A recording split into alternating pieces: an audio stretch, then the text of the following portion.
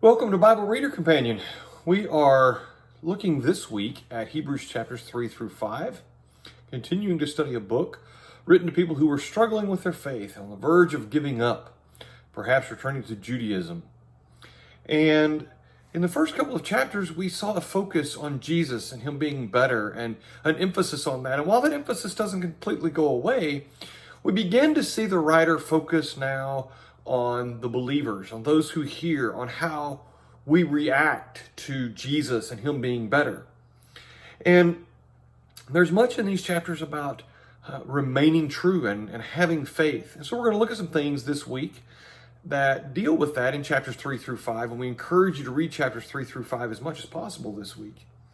Let's begin today in Hebrews chapter 3, beginning in verse 12. Beware, brethren, lest there be in any of you an evil heart of unbelief in departing from the living God. But exhort one another daily while it is called today, lest any of you be hardened through the deceitfulness of sin. For we have become partakers of Christ if we hold the beginning of our confidence steadfast to the end. While it is said, today if you will hear His voice, do not harden your hearts as in the rebellion. For who having heard rebelled? Indeed, was it not those who came out of Egypt, led by Moses? Now with whom was He angry 40 years? Was it not those who sinned, whose corpses fell in the wilderness? And to whom did He swear that they would not enter His rest? But those who did not obey. So we see that they could not enter in because of unbelief.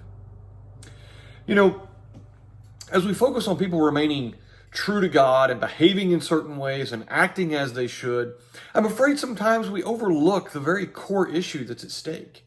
The very core issue that's at stake is belief. Do we really have the belief and trust in God that we should? You see in here that he talks about who rebelled.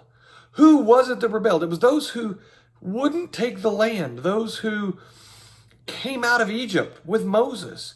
And he's referring to the story in Numbers 13 and 14 when the people were told, go take the land, and they wouldn't. And what was the root cause? We can talk about their fear. We can talk about the giants. We can talk about the fortified cities that were in the land of Canaan. But in reality, what the Hebrew writer says is the real root cause was unbelief. Now, there's two things that I want to note very quickly here as relates to this.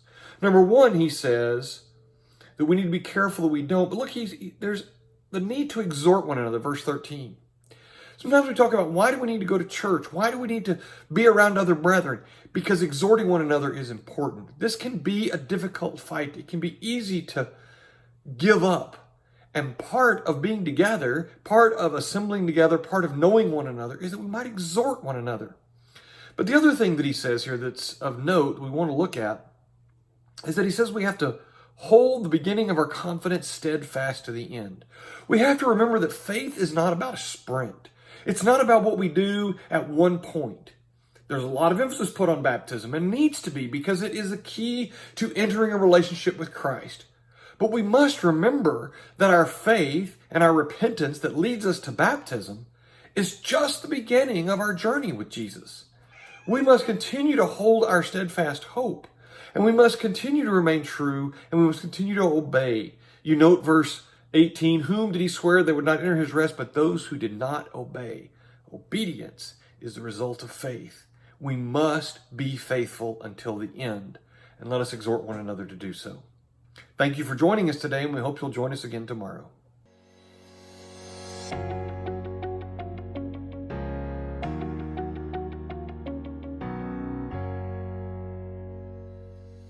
Thank you for taking the time to watch this video.